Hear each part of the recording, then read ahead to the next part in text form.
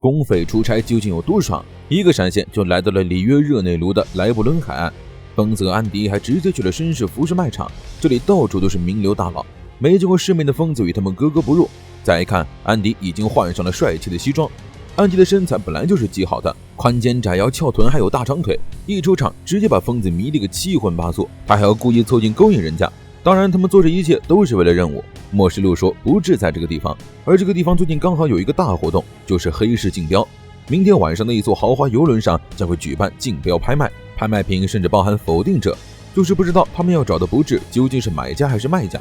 安迪和疯子将以客人的身份潜入那艘游轮，因为上面都是上流人士，所以他们需要变装成大富豪和他的小情人。安迪夹带私货，给疯子选的全都是暴露的礼服，到时候遇到什么情况还能直接紧贴肌肤，用来引发巨大的不幸。安迪还安慰疯子不用担心，他是以自己的女人的身份去的，他不会让任何人碰到他。不过既然疯子不太喜欢暴露的衣服，那就随他喜欢。说着又给疯子挑了几件正常的礼服。疯子回想起来之前他曾找过乔伊斯，他想知道乔伊斯为什么选自己参加这次任务，总觉得自己会拖大家的后腿。乔伊斯却称赞了他的潜力，他本人一直在为了守护这个星球和无辜的人们而战斗，所以当初才会派老沈波伊德去杀疯子，因为他认为如果放任不管，疯子很可能会对星球造成危机。然而后面的疯子种种表现都说明，他的能力如果能加以控制，或许是会连神都能杀死的力量。现在诸神黄昏已经逐渐逼近，乔伊斯将希望寄托在了疯子和安迪身上，只要他们两人能心意相通，说不定真的可以弑神。为此乔伊斯必须当疯子和安迪的 CP 粉，他们俩感情越好，就越有可能战胜神明。疯子当时听完这些话已经惊呆了，现在也是满脸羞红，身上穿的这件礼服已经是他能接受的极限了。安迪没再揶揄他，而是称赞还不错，又让他挺胸抬头，展示自己傲人的资本。疯子简直不敢相信镜子里的美少女会是自己。距离拍卖会开始还有一段时间，安迪看疯子太紧张，就说先带他去外面散散步。两个人走在夕阳下的海边街道上，安迪突然提起了前段时间的巨大不幸，问疯子怎么没我的份，因为那些不幸全都落在了维克多头上。疯子瞬间察觉不妙，扭头就跑，安迪拔腿就追了上去，他也想享受一下陨石群呢。疯子知道自己肯定打不过安迪，只好紧急刹车转过身来，同时摘下了手套，想靠随便的小不幸争取时间。而安迪已经飞扑过来，他现在可是全副武装，没想到那件西服跟疯子打起了配合，突然爆衣，疯子的手就直接触碰到了安迪的腹肌，下一秒安迪就被迎面驶来的卡车撞到海里。连累的那件西服，疯子也觉得不好意思，向他保证给他毛线球，那是罗克塞斯最喜欢的食物。就在这时，他看到海里又出现了一只大鲨鱼，于是安迪又被鲨鱼给咬掉了下肢。只是一次简单的接触造成的不幸威力就这么大，看来疯子现在对安迪的好感度已经很高了。刚刚的不幸暂时满足了安迪的受虐欲，他开始讲起了维克多的事情。之前维克多说他才是本尊，这话应该没错，因为安迪几乎没有孩童时期的记忆，如果没有这张卡片，他甚至无法维持自我，而维克多肯定会再次出现，到时候又会威胁疯子和他身边的其他人。一听安迪小说遗言，疯子立刻打断了他，表示不管要花多少次，自己都会用不幸去救他的，只要安迪还在，多少次都行。说完后，伸手想把安迪拉起来准备晚上的任务，结果刚触碰到，又想起了自己刚刚摘了手套，果然下一秒，安迪又被从天而降的塔奇安娜砸中。塔奇安娜是来提醒他们任务时间的。7个小时后，疯子和安迪变装搭上豪华客轮，塔奇安娜会用其他方式潜入。竞标是在自助餐派对结束后开始的，到时候他们俩在船里找竞标会，塔奇安娜就在外面找布置。临走之前提醒两人，这次的通行证是以夫妻的设定做的，让他们好好扮演夫妻的角色。这是大富婆，这是他的小白脸儿。终于到了开船时间，疯子和安迪按照计划登上了豪华客轮，客轮上到处是名流和黑手党，他们口中的珍奇异兽就是指的 UMA， 这些人居然把 UMA 拿来做成料理。安迪听到后立刻捂上了疯子的耳朵。吃饭的时候，两人偷听到了一些情报，这次竞标的压轴就是一个 UMA。 本来以前这些超能力者很不好找的，后来全世界语言被统一，只有否定者不受影响，就很容易暴露自己了。他在这里待了这么一会儿，就见识到了那么多的黑暗。疯子看起来心情有些不好，他想起了自己曾经的生活，这份能力总是给周围的人带来不幸，所以他无论何时都是一个人，哪怕现在他也不知道加入 Union 是否是一个正确的选择。安迪便告诉他，他以前认为成为否定者的人有3种类型的人生，第一种是正视能力继续活下去，第二种是陷入绝望而选择死亡，第三种是破罐子破摔干坏事。加入幽念，他才知道还有第4种，那就是将作为元凶的神杀死。最起码他认为现在他们做出了最正确的决定。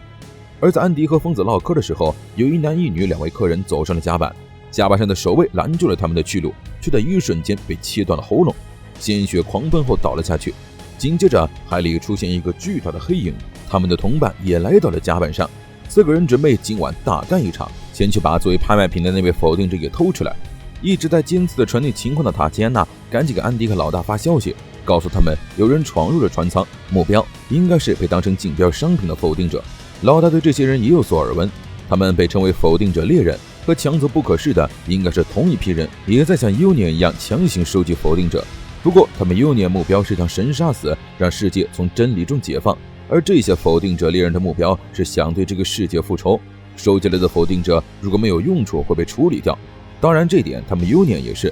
疯子就知道他们老大当初杀自己只是为了守护更多的人，所以他们幽念跟否定者猎人是不一样的，憎恨世界也是不对的。于是安迪和疯子立即出发前往塔奇安娜所住的地方，直接在大厅又闹了起来。塔奇安娜就暗中协助他们，终于2人过5关斩6将来到了仓库那一层。那些否定者猎人肯定也会直接去仓库，他们必须先一步救出否定者商品。可惜那4个人此时已经来到了关押商品的地方。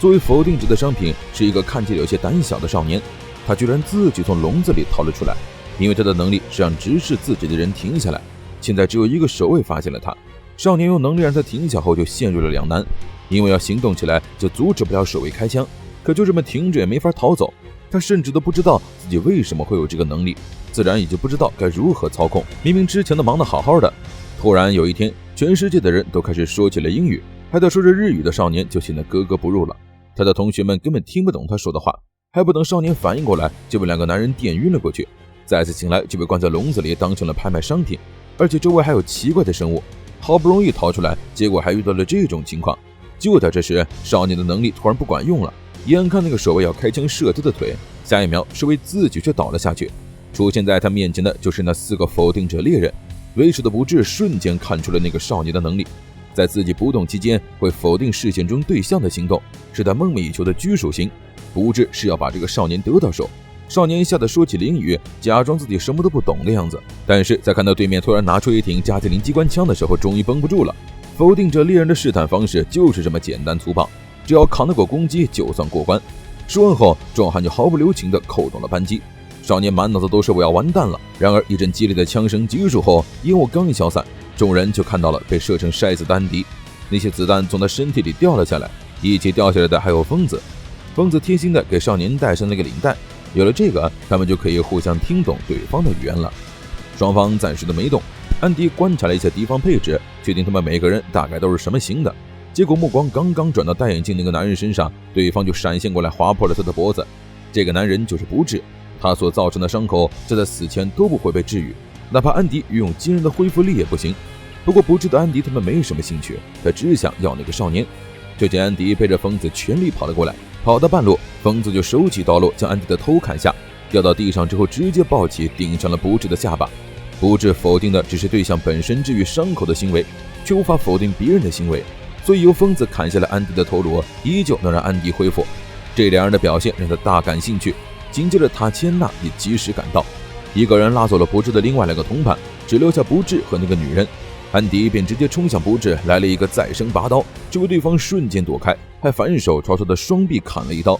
安迪的手臂被切断，血流不止，刀也插在了地上。他就蹲下来，直接将双臂甩在刀刃上，将小臂切下来，将弹头弹射出去。那个女人立刻挡在不治身前，安迪的部位弹也瞬间改变了轨道。看来是因为那个女人的能力。看到安迪的能力后，不治居然向他抛出了橄榄枝，被安迪毫不犹豫拒绝后，又将目光转向了疯子。反正这2人在他看来都很不错，不像那边那个只会吓得浑身发抖的小怂包，完全无法活用罕见的拘束能力，所以他才要杀了那个少年。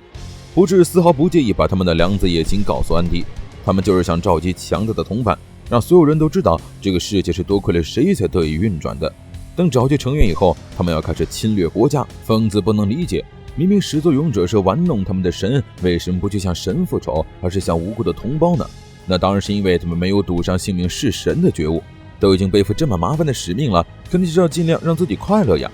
安迪不想跟这个人多说，直接挥刀砍向不治身边的女人。女人的身上瞬间溅满了鲜血，可安迪明明感觉刀子挥空了，难道这个女人的能力是否定攻击吗？不治已经有些不耐烦，直接朝对面的少年扔出一把小刀。安迪毫不犹豫地伸出手臂挡下，他顿觉不妙，立刻提醒疯子不要跑过去。可惜疯子已经本能地冲了上去，替少年挡下了那把刀子。疯子没有像安迪那样的恢复能力，不治推测他最多也就撑1个小时。疯子还笑着安慰安迪，唯一的方法就是杀掉不治解除能力。就在安迪准备下杀手的时候，外面的守卫听到动静全都涌了进来，不治和那个女人也大摇大摆地离开了。安迪当然不怕他们开枪，可疯子会有危险，如果不动的话就没法追上不治了。就在两难的时候，少年突然将衣服盖在疯子的伤口上，他挺身而出，就要自己换疯子和安迪安全离开，却被守卫开了一枪。就在这时，少年想起了母亲的遗言，母亲希望如果今后有温柔对待他的人，他也能好好珍惜那些人，为了那些人挺身而出，而他们也一定会成为他无可替代的伙伴。与此同时，无数子弹飞射而来，少年突然爆发使出能力，那些子弹全都停止在了空中。他以后再也不会胆怯了，而现在他只想救下疯子。